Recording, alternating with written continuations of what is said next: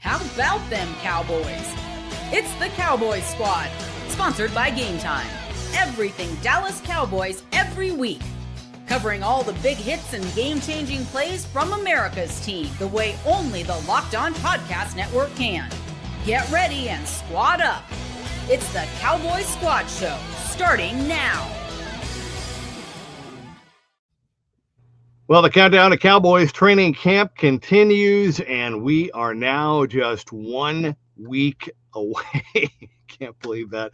Welcome back to the Cowboys Squad Show. Today's episode is brought to you by Game Time. Download the Game Time app, create an account, and use code LOCKEDONNFL for $20 off your first purchase. That is the co-host of the daily Locked On Cowboys podcast, Landon McCool, crushing it every day with Marcus Mosher, and along with my co-host, I think, although we're all going to be together, I think I said that last time, but the in-season Cowboys postcast, former Cowboys coach, Glenn Stretch Smith. Gentlemen, good evening. We are 1 week away. The Cowboys are going to report on the 20th. They'll kind of get together, get everything set up on the 21st, and then take the field on the 22nd. Can't wait for that. Coming up on our show tonight, we have more rumors, as we always do, more rankings, and we have even another Micah Parsons update. What would the show be without one of those? But right out of the gate, as I said, we are 1 week away from the start of the Cowboys' 66th training camp, which will begin in Oxnard. So, Coach, I wanted to start with you. Just a real quick thought, because you're in a unique perspective that I don't have, Landon doesn't have, but as a one-time player yourself, collegiately, and an NFL coach, what's this final week like before everybody has to report? Yeah, you're just trying to get a little family time in. You're trying to get a little quality time with your kids, knowing you're gonna be gone for really a month. You're trying to, get all your honeydews, get everything done.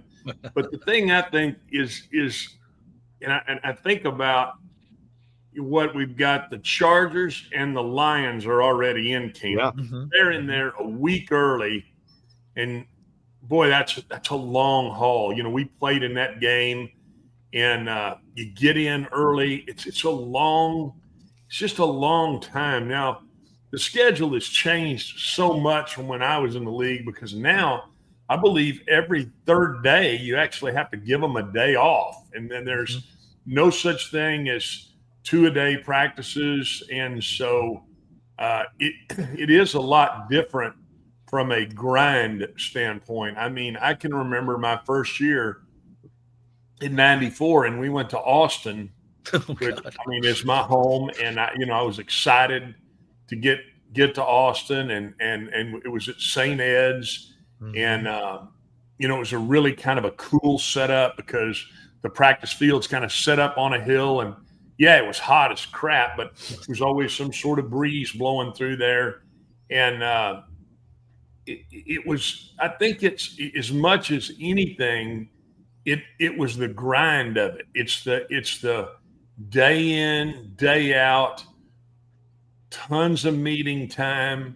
lots of watching film, lots of installation, and then being able to try to get yourself to unwind a little bit, all while there's just people everywhere, media everywhere. Just, it's not the easiest of scenarios. And I can see why. I really can see why Jerry likes going to Oxnard, because it kind of gets them away a little bit.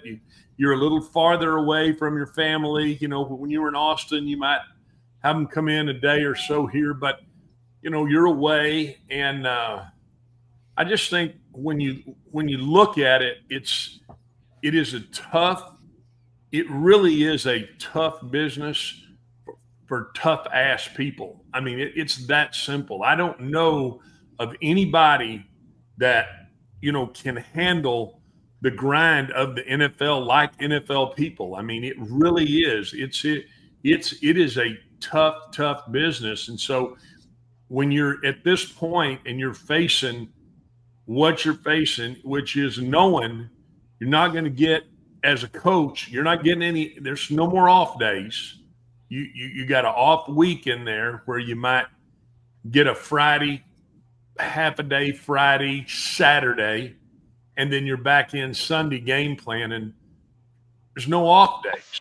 And so you're preparing yourself knowing, I'm going to be in the office every day, and I'm going to be in the office 3 days a week late, and I mean late.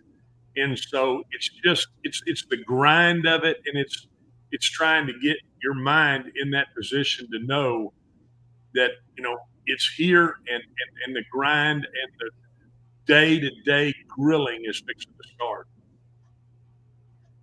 Nice. Yeah, it's interesting to hear that. I mean, it's great because we kind of always get the insight about how exciting everyone is for training camp, and how everyone's getting worked up, everyone's getting excited. We forget a lot of times. I mean, we as fans forget a lot of times the human aspect of this, and how it's the last opportunity to spend time with your family, for a long stretch of period of time, and that's a sacrifice that's being made by people that are associated with the team that are not millionaires that are getting paid to play football. That's the same sacrifice that's being made by the folks that are supporting all those folks, right? And the coaches that are involved, and they are also putting in that time, and having to sacrifice that. So it's good to hear, kind of about, what it takes. And again, that doesn't just apply to the folks that are strapping on the pads. It applies to everybody that wears the star, whether it's, on their helmet or on their jacket or on the shirt, or, or they're sewing the star on the shirt, or they're cleaning the star that's on a shirt, or, what I'm saying? Like, a lot of people make a lot of sacrifices. So I think it's a good time to kind of take in mind how different this schedule and this life is as opposed to a normal 9 to 5. Yeah, and you think, I think when you're when you work a normal job, you get to, you get towards the end of summer, and what do you look forward to? You kind of look forward to the fall and Thanksgiving, right? Mm-hmm. That's when they're really working. Go to work. Yeah. You go to work. Yeah. Christmas, people get time off. Christmas shop. Go to work. Go make a first down. I mean, it is, and like I said, I don't think most people don't really realize how tough it is, because you're living it every single day of every single minute. And when it's good, it's great. And when it's bad, I'm going to say some words that make a sailor blush. It ain't good. Mm-hmm. So, you're trying to do everything that you can do to keep from, getting into that grind. I mean, I was here for 3 straight 5-11 seasons. I mean, you talk about a ass whipping, just an ass whipping, and we weren't very good. And I mean, it wasn't like you were going out there thinking, "Boy, we got a chance this week." I mean, it was no chance. And can we find a way to hang on? And and then when you're hearing about it on sports talk radio, and I'm telling you, shows like this, I mean, you'll never hear me say really anything bad about coaching hires, guys getting fired, all that, because it is a tough business. Do you feel like, Coach, with that said, do you think over the years teams across the league have learned how to structure and manage time a little bit better and maybe a little more efficiently? Well, I think when you talk about coaches managing your time, you're absolutely wanting to do that. You don't want to be in there till midnight every single night. You don't want to be in there getting up at 5:30 to get to the office at 6 every single day, but it's part of it. I mean, I can remember my first years there. I mean, I can remember we would have the game plan up on Tuesday night, getting ready to go into, the nickel day, which was the big day. Nickel day was Wednesday to practice. And inevitably, there would be one damn blitz that would come out of a game 5 or 6 weeks ago, and it would mess up our protections. It would cause us a problem. It would be something that you would see in the film, and you'd just be like, oh, yeah.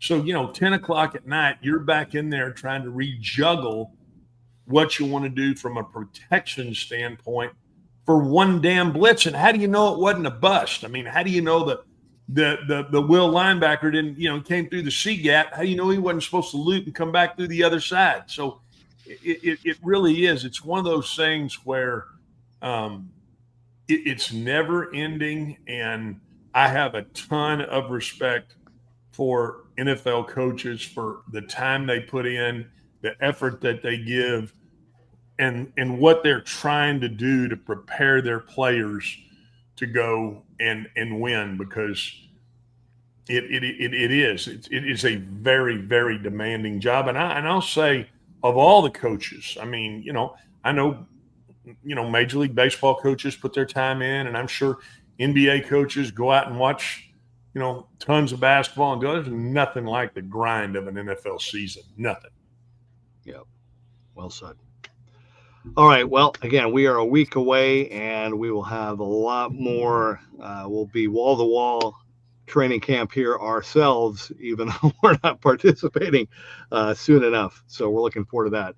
All right. Well, as I said, as always, there are always more rumors. And, of course, there always seems to be Cowboys involved. We spent a lot of time last week talking about the Cowboys secondary. By the way, Landon, what was I know you and Marcus did kind of a secondary show, right? Kind of looking at the DBs and the secondary. What was, real quick, what was kind of the big takeaway from that show that people can go back and listen to? Yeah, that there's a lot of unknown at this spot. I mean, just because, and not so much like, all one type, like not so much like, we're not sure how this player is, or, if he's any good. We've got a couple of players that we think are good players, but we're not exactly sure where they are with their health. We've got a couple guys who are younger that we're not exactly sure how they're going to play. We have a couple guys that moved from another team that are in a new scheme, and we're not exactly sure. So they have numbers at the position in the defensive backfield, which is interesting, especially a corner, but they don't necessarily, have any certainty despite having all the numbers. It feels like they've got a lot of contingency plans kind of overlapping with each other in a lot of ways. All right. Well, it's funny you say that, because last week we mentioned another report involving Stephon Gilmore.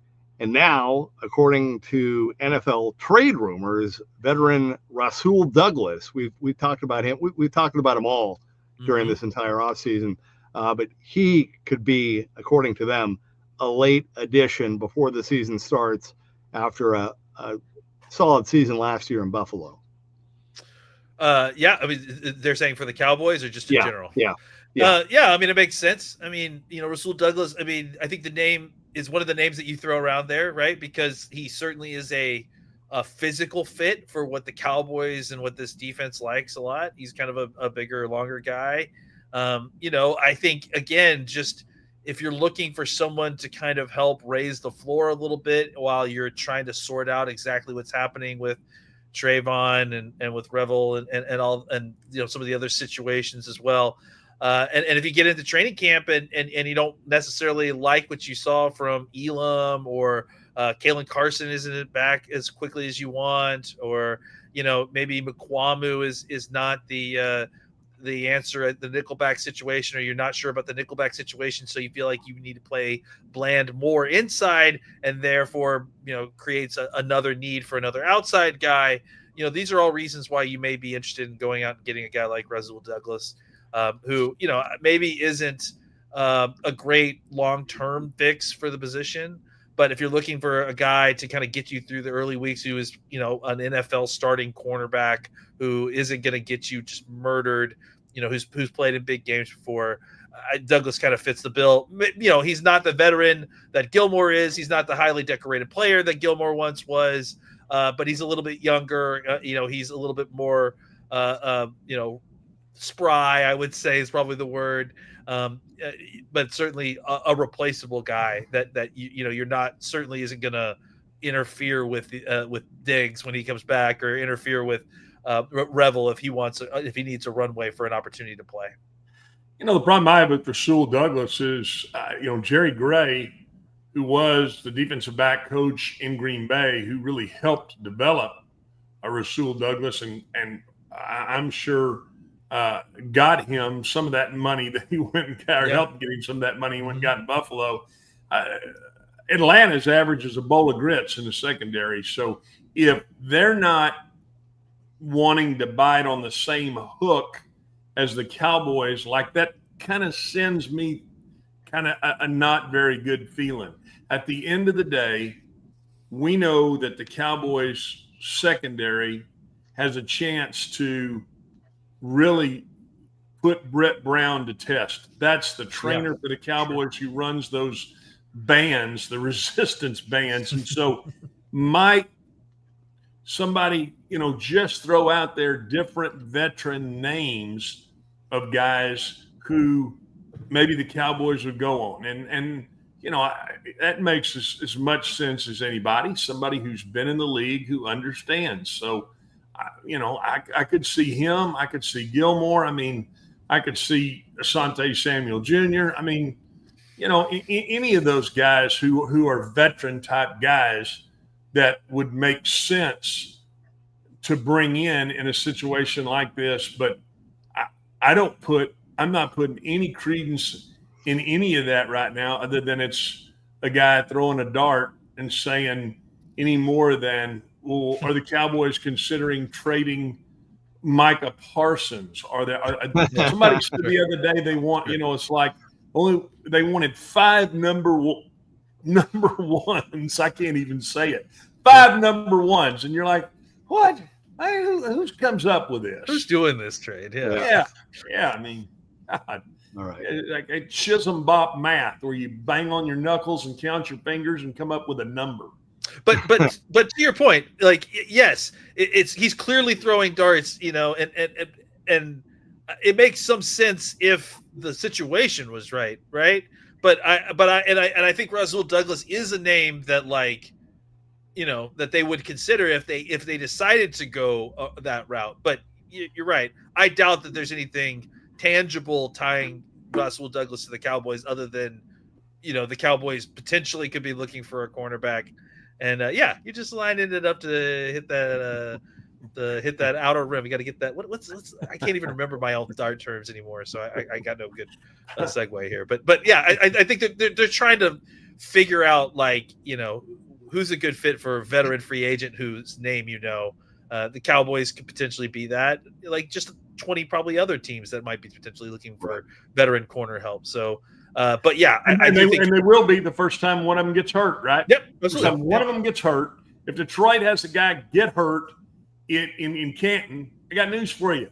They're going to be picking up. They're going to pick up the phone and they're going to call one of these 3 or 4 guys. Yes, absolutely, for sure. And I think that, I think I will. Let's turn this into something, productive for the Cowboys conversation. And I think that if the Cowboys were going to be looking to upgrade talent with the free agent market, I think that, a trade or a free agent addition at corner, nose tackle, potentially a trade for a talent upgrade at running back. Those are, maybe the right linebacker if someone became free. I think those are all the positions that, if the right name became available, or if they got into training camp and they didn't like the situation once they started to get a good look at it at any one of those positions, those are the position groups that I think the Cowboys would be looking around for bodies for potentially. And to me, you look at you look at the new head coaches in the league and you think, okay, who's going to fall out of favor with Ben Johnson? Yeah. Who could fall out of favor with Mike Vrabel? Mm-hmm. Who might, who might somebody, who might Liam Cohen get the red ass at? You know what I mean? And just say, I've had enough of this. Those are the kind of things that I think you look at. Or they're changing an offensive coordinator. It doesn't even have to just be a head coach, but like think about, Oakland, they're doing both. But I think about Oakland with Chip Kelly. He's going to have very specific needs for a lot of these positions. No, it may not be a good fit with some of the previous folks that were here. So, and that doesn't mean that those previous folks that he would potentially to be moving off of aren't good players in the right scheme. They just may not be a fit for what Chip Kelly's doing, for example. Yeah. I mean, that absolutely, that's another example of, exactly what I'm saying. I mean, when you have guys that have certain things in their mind, I mean, they could cut loose a good player, and you want to make sure that you're kind of looking at that. You're kind of looking at those rosters and seeing, hey, who might they move out here? It's funny, like that's actually a topic of conversation that Marcus and I were touching on when we were discussing the safeties, because it felt like last year with Hooker and with Wilson that maybe they weren't a great fit for what Zimmer was trying to do, just based on kind of how they played a little bit. And I will say this too, I expect one guy who's going to have a bounce back year this year, maybe play a little bit more than we've seen him play previous seasons, is Wanye Thomas. He was a guy that if you go back into 2023, they really had high hopes for. He played really well on, almost 200 snaps of safety. And he plays a couple different spots. Then in 2024, Zimmer shows up, and it's just exactly, I think, that phenomenon that we just discussed, where it's not that Zimmer's right or wrong, but he has a very specific type that he likes to play. And it just kind of, it lessened the opportunity for a guy like Wanye Thomas. Now that Zimmer's gone, maybe those opportunities will come again, right? And I think those are the kind of situations that you are looking for in free agency as well, where you're looking for guys that coaches specifically who have very kind of specific needs. Maybe their current personnel don't meet that needs, but maybe that will create a trade opportunity for you to kind of help service this coach who's got new needs at a position in which he's trying to make some change, and help service you that's looking for the kind of player that they already have in their roster that maybe they don't value as much as you do in your scheme. So these are all and think about it. I mean, Al Harris has been the secondary coach. You got a new secondary coach here. Maybe he says things a little different way. Maybe the light cuts on with one or two of these guys where they weren't feeling it before. They didn't have the confidence.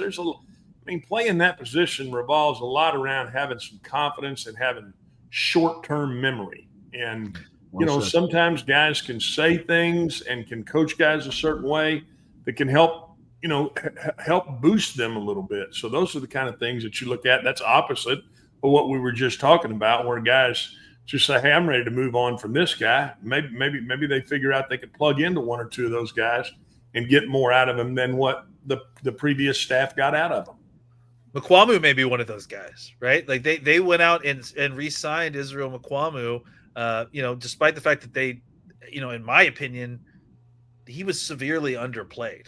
He showed you a lot of really good stuff, especially in that Tampa game, the playoff game. He came in on short notice and played really, really well in a high leverage game for the Cowboys. But I was a little bit surprised when they re-signed him, because it just felt like the Cowboys didn't appreciate what they had at the spot. But maybe this coaching staff went back and looked at that tape and was like, hey, what are you guys doing with this guy? This guy's a 6'4" corner who can cover. He can play the nickel. Why aren't we using him? So, just another kind of phenomenon. I think, and again, the other way, Brock Hoffman. Brock Hoffman was a guy that overachiever. Like the previous coaching staff loved him a ton.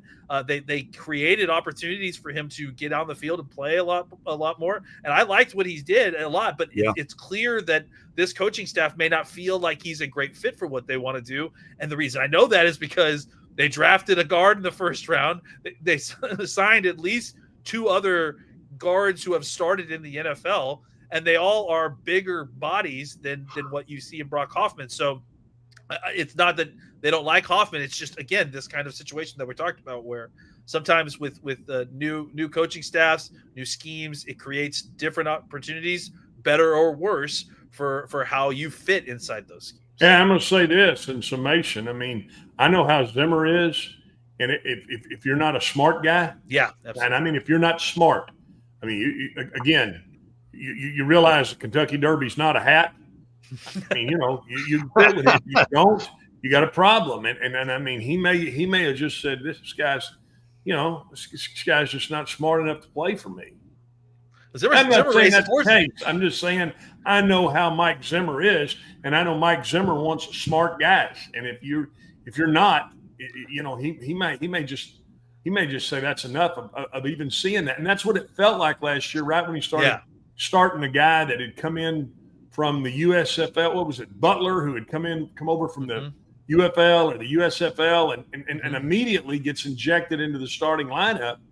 And you wonder, God, these guys have been here the whole time.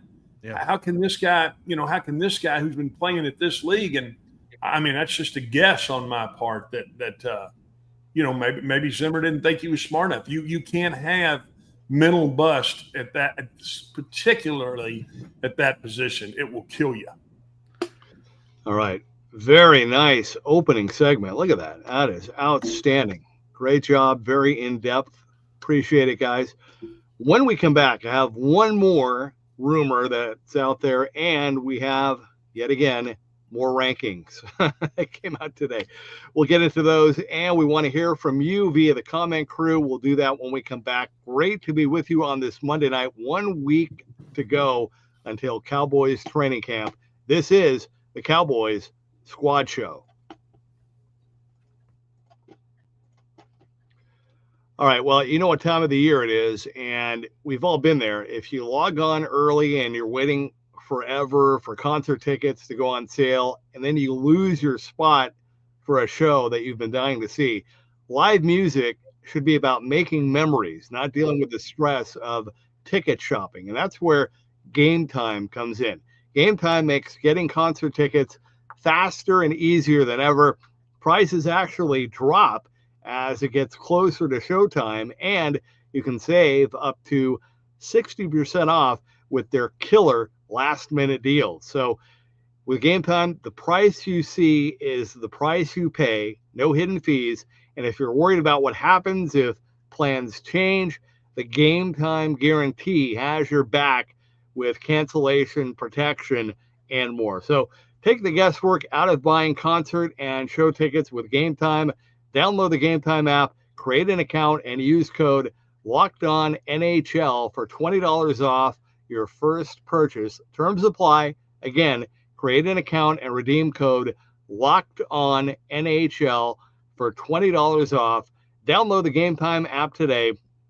Last minute tickets, lowest price guaranteed.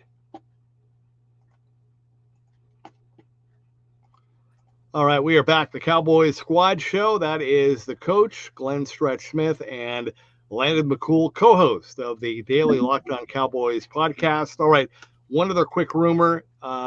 This is according to Pro Football Focus. They believe the Cowboys could still use a little bit of help with a run stopper. And I don't know if they threw this out one before. I feel like they did, but they think that Detroit's DJ Reader would be a good acquisition and might be available to help. Landon, where did you guys weigh in with your final look at the D-line? How do you feel going in? Well, I mean, first off, I'm a huge DJ Reader fan. So if DJ Reader is available, I mean, again, kind of talking to what we were saying, like, I think if there are available guys to improve the talent, I think Reader is a guy that could come in and be a starter, rotate a plus starter at the nose tackle spot. He specifically is a very strong run player. I think, if you could get DJ Reader, I don't know that he's available. It's funny. His name is someone that keeps getting thrown around the rumor mill. I feel like, and I don't think I understand why necessarily. If he's available, I think he's exactly the kind of guy this defense could use to just kind of solidify the middle of that position. And I think that would give you a guy that you could rely on being kind of a stable presence. And then that gives Mozzie a little bit more cover to kind of continue to develop. And if Mozzie's great. Then I think you could probably, duo those guys a little bit back and forth. But I do think that outside of the nose tackle position, they've got a good group of a pair of under tackles that I feel like are solid. They've got obviously Parsons, and then four deep maybe at defensive end opposite of Parsons of guys who I think you feel comfortable with them starting. You would like them more as part of a rotation. Good news is that you've got four of them, so you can do a rotation. So and I think they've done a good job of kind of mix and matching body types, right? Because I think one of the things that Eberflus is going to want to make sure they do is be very gap sound. And I think in order to do that and still kind of mix things up, you may have to play some different fronts, which requires different bodies playing in different spots sometimes. So and I think one of the things about Solomon Thomas too is that he can play a little bit of 5 if you need him, or 4-eye if you need him to play like that. So I don't think it's going to be quite like Dan Quinn where they're doing all kinds of different fronts all the time, but I think that they've done a good job of making sure that they've got the bodies that they need, especially on the outside, to kind of play the different fronts that they need in order to get into the coverages and the run defenses that they want to play. Okay. Yeah, anytime you can add a space eater inside, that knows how to play a double team block, that can absolutely get after you. I don't anymore see in Detroit moving on from DJ Reader, but it's not like I study Detroit. I don't know what they have in camp, and so I don't know what the depth at that position looks like. Might they see if they could get something for him? I would guess that they would, because I think there would be multiple takers for a guy like that. As far as what Matt Eberflus is going to do from a defensive standpoint, I think it depends on what he feels like he's got from a personnel standpoint. Mm-hmm. And we talk about a nose. To me, that's a true guy over the center, or a guy shaded, tilted right over the center, some sort of a tilted, but nose. I don't know how much of an odd front he's going to play, because that's really more of an odd front look. Is he going to play that? Maybe. You mentioned moving Solomon Thomas up and down the line. To me, Solomon Thomas is he's kind of an outside eye of the guard. He's a 3. What we would call a 3. You said a 4-eye. Okay, maybe he moves out over the tackle, maybe inside. I get that, but I think it'll depend on what the personnel and what Matt Eberflus feels like he has from a personnel standpoint to be able to do that. I'm going to say this. If you go to play an odd front, you better have a big sunbuck down in there that can play that double team. And I'm not sure that the Cowboys have that right now. Yeah, I think they're probably going to play more with kind of a tilted 1. That's what Eberflus likes to play with, not a true 0, like a 1 technique that's kind of cocked eye or whatever you want to call it. And so I think that's likely. They're looking for more of the 325 or 330 pound, not the 350 pound, not the 360 pound guy. And I think that's Reader too. To me, he's not this guy anymore. But one of the things I loved about Reader was that he could play that, middle of the defense, 1 tech, and then also give you, he wasn't going to sack the quarterback 8 times, but he could at least give you some push in the middle of the pocket. He had some quickness to him. Maybe he doesn't quite have that anymore. Maybe that's why his number doesn't make as much sense for Detroit anymore. They did draft that Ohio State defensive tackle, Williams. So that maybe the thought process, or not the thought process for the Lions, but the thought process for the media members that are suggesting that Reader's available for trade is that, they spent all this high draft pick on a big body defensive tackle. Maybe they'd be looking to move off of Reader. Right. I think if I'm a team like the Lions who has Super Bowl aspirations, I'm not looking to get rid of Reader necessarily just because I have depth at nose tackle. That's the kind of conversations that, folks that are trying to create storylines usually have, not something that NFL GMs are necessarily considering. And I mean, I think that's why they drafted the big kid out of UCLA. I'm talking about the Cowboys. What is it? Yeah. Latu? I can't. He's a big squared stance guy that can get down in there and play. Mm-hmm. Absolutely. Guys, I was gonna. There's some new rankings that came out today from the Four Letter Network and also from the NFL. I don't know, you guys good if we don't? I'm looking at some of the comments and I've got a lot more to get to. I'm okay if we don't. There's nothing earth shattering with those. I feel like it'll be properly covered for sure. Yeah. So, D Shift, Stephen White, Rain King, GW, Fan Up North. They're all weighing in. There was a different one though that, and we were just talking about this, and I thought it kind of stuck, and that is, according to The Athletic, Sam Williams of the Cowboys is their pick to be the Cowboys' breakout candidate for this upcoming season. Yeah, it makes sense. I've been talking about it for a little while. I don't know if he's going to come in and be the starter or be a Pro Bowler necessarily, but I think as a guy that, in limited snap opportunities early in his career, showed you a lot and has a ton of ability, is explosive, is fast, is strong.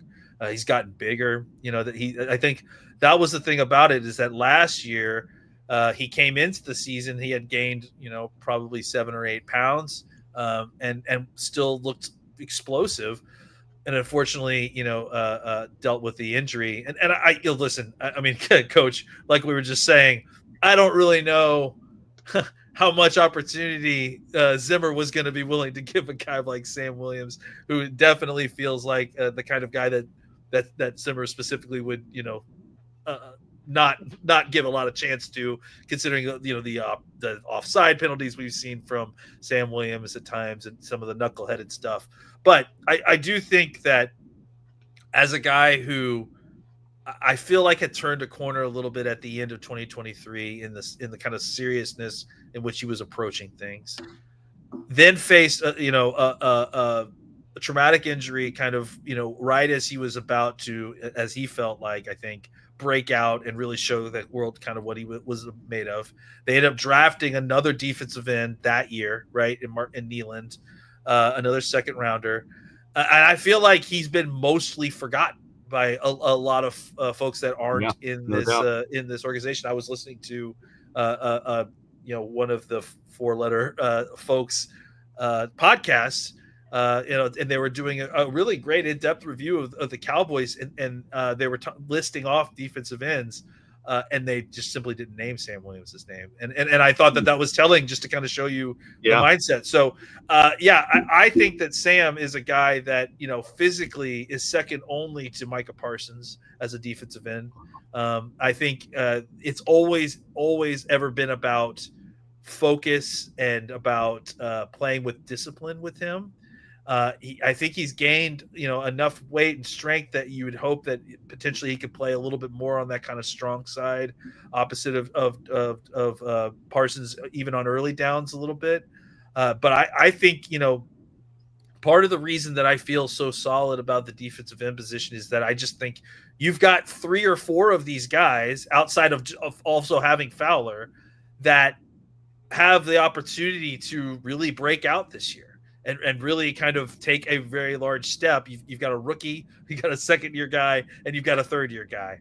And as long as you get one of those guys to kind of take a nice big step, or maybe all 3 of them collectively, I think you're really going to have something nice at the defensive end position. Yeah, I agree with you. I mean, when you can roll guys in there, excuse me, you got an opportunity to roll guys and guys don't have to play it every snap, it's a heck of a situation. And I mean, I like Sam Williams. I could see Sam Williams having a big year. I mean, the thing about Sam is, went to junior college, junior college for a reason, right? So, I mean, you just hope that, hey, the light cuts on with him. And I mean, to me, it's not hard to line a guy up and say, I want you to line up on the outside eye of this tackle right here and go sack the quarterback. That's it. So that's all you have to do. And I don't need you to set the edge. I don't need you to do anything. And I think if you can dummy your defense down in a simplistic way where you can put guys where they're not having to think, they're just reacting, you're playing more to the strengths of your guys. All right. We're going to take a timeout. When we come back, we have another Micah Parsons update. And here's a little twist. Micah is not the only Cowboy that needs to get a new deal done. Haven't heard this a lot, but I think it's time to bring it out. We'll do that when we come back. Also, we will hear from you via the comment crew. Love everybody getting in. Thank you to everybody that is watching us live. We appreciate it. Great to be with you on this Monday night. This is the Cowboys Squad Show.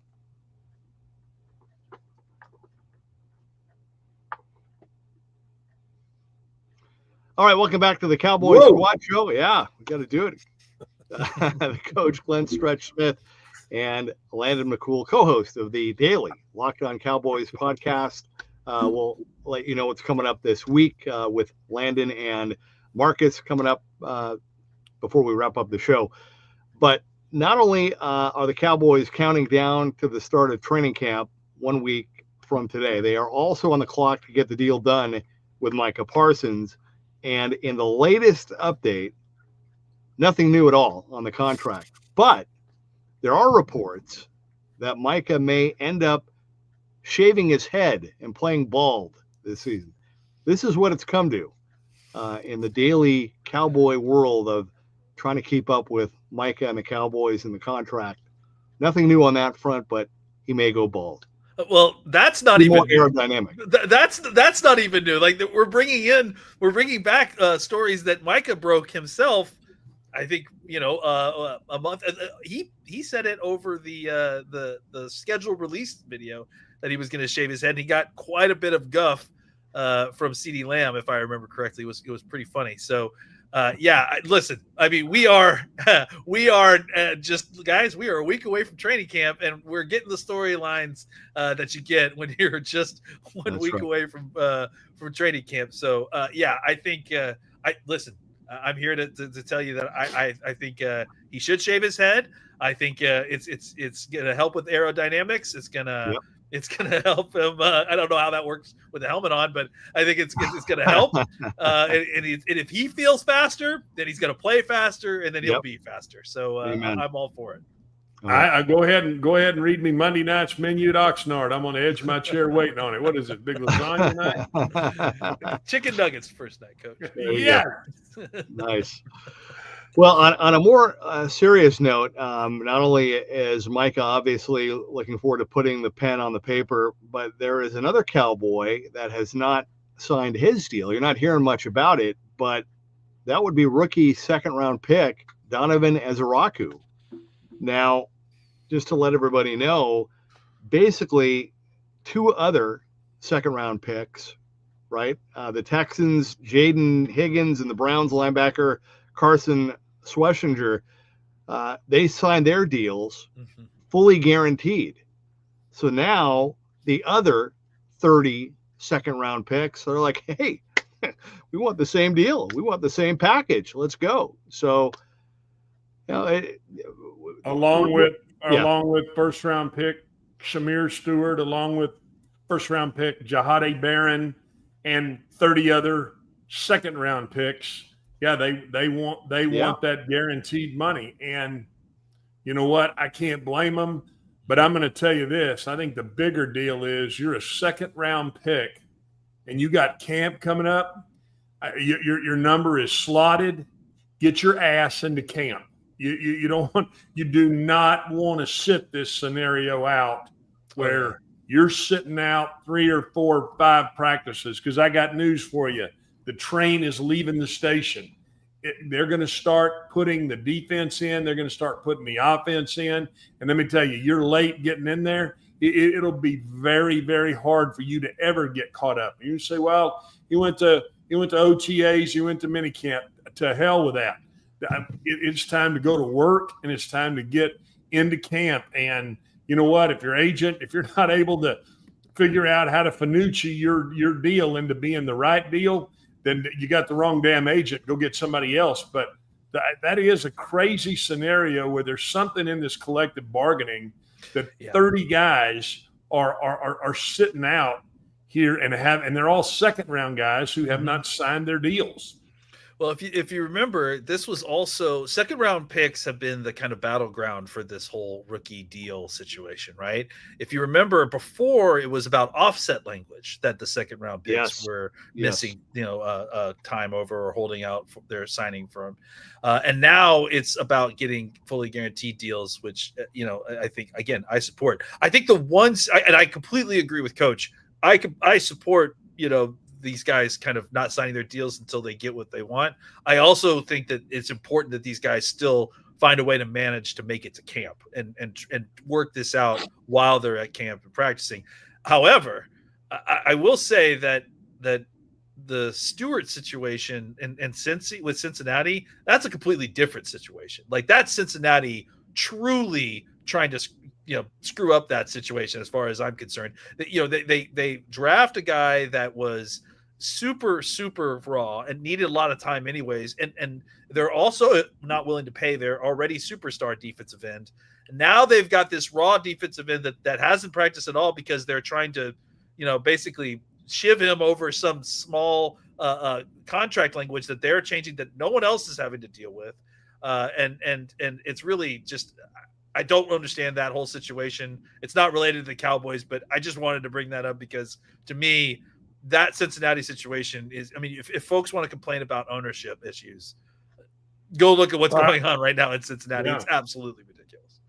Yeah. And what he was I think the 17th overall pick. Is that right? That's right.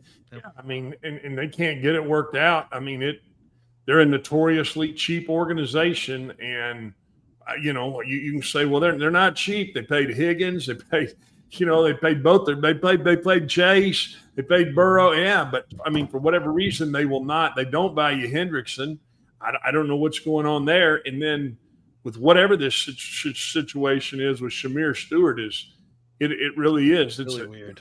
I don't know, and it is. It's supposedly some verbiage in the contract that's not getting done. At the end of the day, you're slotted in to make the money you're slotted in to make. That's why they have the draft. You're not going to make the real money. I'm saying your real money until your second contract. That's why it's so important. And what you see with Micah probably would really and truly like to get a 3-year deal done, and Dallas wants a 5-year deal, and so they're going to settle on a 4-year deal, right? Because he'd like to get another contract while he's in the prime age of where he is. Same scenario, with a guy like TJ Watt. So I don't know, other than, years and guaranteed money, the scenario with Micah, but what's going on with these second round picks. And like you said, it's something that's happened the past few years.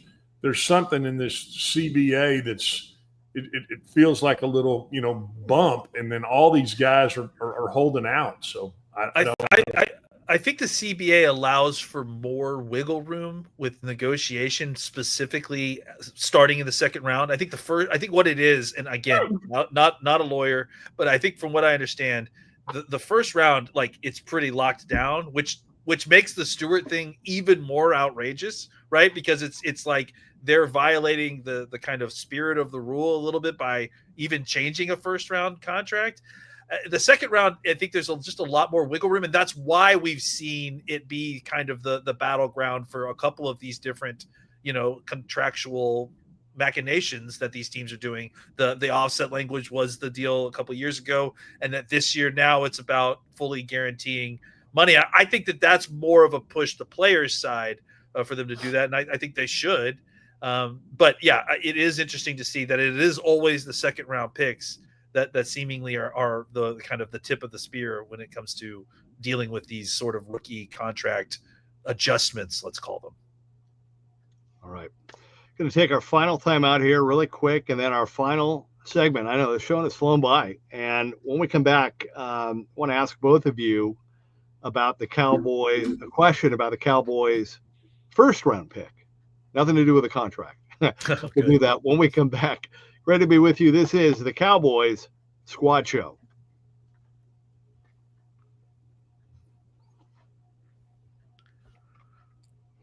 Love these breaks. Welcome back to the Cowboys Squad Show on a Monday night. 1 week to go until Cowboys Training Camp. Can't wait for that. We are going to be back with you again on Thursday morning. As always, the coach, Glenn Stretch Smith, and Landon McCool, co-host of the daily Locked On Cowboys podcast. So real quickly, Landon, what's this week like for you and Marcus? What do you got going on?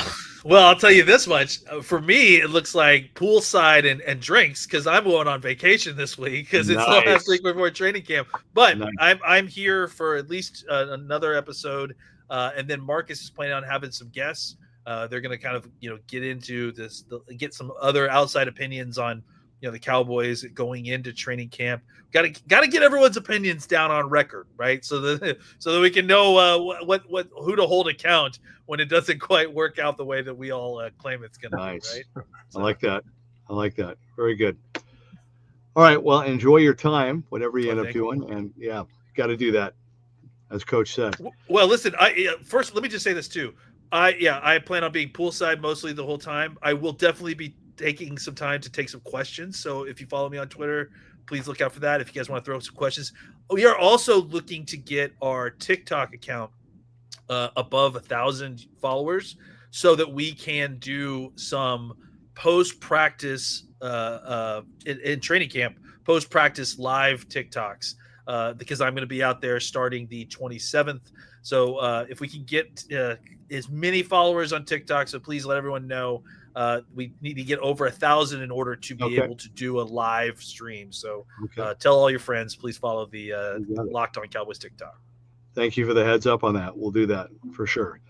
All right, real quick question on the Cowboys round 1 selection, guard Tyler Booker at number 12. Booker has been speaking out a little bit ahead of training camp, talking about moving from left guard to right guard. And not only that, but he says he's having a lot of fun. He's really enjoying it and having fun doing it. Coach, be real with us. How difficult of a move is that really? And can it be fun? You're talking about moving from one guard to the other guard? Right. Yeah. Yeah. I mean, it's just stepping with a different foot. It's leading with a different foot. I mean, most guys that are interior linemen are comfortable doing that. I mean, whether you're the backside and you're stepping to cut off, or you're the front side and you're stepping to widen the guy. So most guys, are comfortable in both of those scenarios. Where it becomes a bigger issue with me is a tackle. When you have to have that guy kick step back, and boy, if he's not good with his left, then it's hard to put that guy in the quarterback's backside. So, I don't think it's that big of a deal to move from one guard to the other guard. It really isn't. It's not like, being what you would call a swing tackle. And I think that's why those guys are so valued is, if you get one of those guys who play both tackle positions, I mean, that's a totally different animal. That's when you go to the country joint and you ask the big girl to dance, and you better be ready if she's going to lead so she doesn't step on your toe. You know anything about that, Jeff Biggs? I do not, but I'm glad you do, and I'm glad you shared that. Thank you. It sounds painful. Yeah. It's not. Just relax and let her lead. It's not painful. I know how to dance, brother. I can dance. I got great feet. I can get up on the good foot, 2-step, waltz. I can do it all. So it ain't painful to me. But if you can't, you better be watching it. I think that Coach brings up a good point. Like, I think he brings up a good point. Like, when you're a guard, like, when you're running plays, you got to run them left, you got to run them right.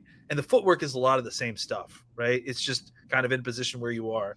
I always think of it, and Coach, please correct me if I'm wrong, but I think the issue is when you're playing tackle, there's more opportunities where the strength of your hand comes into play. I feel like where your strong-handedness can come into play a little bit more, because there's times when you're out on the edge and you're trying to get a hand on somebody, and I think that the footwork is one thing, and I think a lot of that can be parallel because you have to run plays left and right. But when you talk about kick stepping out, right, and getting into space, you're doing that only kind of in one direction at a time. You're not ever kick stepping like that to left and right at the guard position, but your pass sets are mostly the same, depending on the where you're lining up to. So I think that it's a lot more difficult to find a guy who is adept at playing at both sides, left and right tackle. Whereas with guard, it's just knowing where your help is, just knowing the plays, running to the opposite side. I think it's a lot easier to get, especially the footwork down, I would imagine, at guard, because it's, you're doing that same footwork on both sides. It's just who's next to you and who you're potentially running into when you're running right versus when you're running left. Yeah, and in a pass set, I mean, you got a guy on your inside eye, you got a guy head up on you, you got a guy on your outside eye, and maybe you might have a guy a little bit wider than your outside eye. Well, if you're playing at tackle, you could have a guy on your outside eye, you could have a guy outside of that, you could have a 9-tech way out there. And so it's all understanding angles and then being able to kick, step, and put your power foot in the ground and react when the guy goes to make a move. So it is important from a balance standpoint. And yes, you got to have great head placement. You got to have great eyes. And most important though, I mean, you got to have bend and you got to have flexibility in your ankles, and you got to be able to adjust when those guys make the move. Because, I mean, think about it. This is a position in which you're going to get someone who is guaranteed to probably be a better athlete than you are. And that means that your technique has got to be perfect, right? So it's not even just can you do the motions left to right? It's no, you have to be an expert at doing it. When you make a switch, it's not you can just get away with it. You've got to have it down pat. So I think there's just knowing where the quarterback is. Yep. You got to always know, right? 7.5, 8 yards. That's where your quarterback is. So you can't turn your shoulder and leave the gate open. You got to stay square, but at the same time, you got to be able to adjust when he comes down inside. So it's all about having great footwork. It's about having great balance. It's about having, ankle bend. I remember that's what Hudson Houck used to put guys in. Yeah. I mean, you'd have to get flat-footed, and then you'd have to squat and sit your ass to parallel. And if your heels came off the ground, you probably don't have the ankle flexibility to be able to do that. That's one of the simple tricks to scouting when you're looking at offensive linemen is knowing that you got to have bend and you got to have flexibility in your ankles. And I'm not talking about bend in your hips where you get top heavy. I'm talking about bend in your knees where you sit your ass down and be able to react. So I'll make sure and send Jeff an invoice on this now for this coaching clinic that I'm giving right here. Thank you, Coach. We'll take care of that. But that also brings up a great point. He talks about opening the gate, right? When you leave the inside move open, there's a difference between having to slam down inside with your strong hand when you're right-handed, and you're playing on the left side, versus having to, close the gate with your left hand if you're right-handed. So it's there's just, when there's more space, there's less room for error, especially when you're playing against better athletes. So it's a much tougher transition for. And again, it's how you stay square. I mean, that's the whole thing. Back and staying square, forward and staying square, and you can't get heavy, because these guys, the first time they feel you get heavy, they yank you down. They yank you. I mean, that's what they always used to say. You got to sit in your chair. You got to sit back, and that's why offensive linemen, they don't mind pass blocking. Right, sit back. Every once in a while, they want to come off on you. That's right. Right, and so that's the ebbs and flows of playing that position and understanding how to play that position. We're really racking up these bills, Jeff. We gotta just make sure Coach doesn't say anything else. Otherwise, we're not gonna be able to afford. Not say anything else because I don't want to be paid in rolled nickels. I ain't doing it. How about dimes? A little better. Right, send it in pesos. Yeah.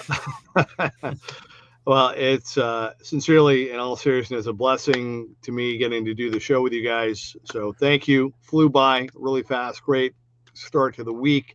So, Landon, will you be back with us? Yeah, I'll see you. I'll be back next Monday for sure. Okay. So I'll be excited because it's training camp time next week. It's going to be awesome. We'll have a great week. And again, be sure and bring your questions to Landon and get the Locked On Cowboys TikTok account. Get that built up and give them your support for sure. Thank you to everybody for getting in. Coach, thank you, buddy. We'll do it again Thursday. Have a great week. See you, man. You guys have a good night. You too, and, Coach. Stamps are 78 cents now when you send me the bill. Wow. I'm gonna send it Pony Express, pal. It'll be written in there on a mule. Awesome. We'll see you again on Thursday. Be sure and check out Landon and Marcus on the Locked On Cowboys podcast.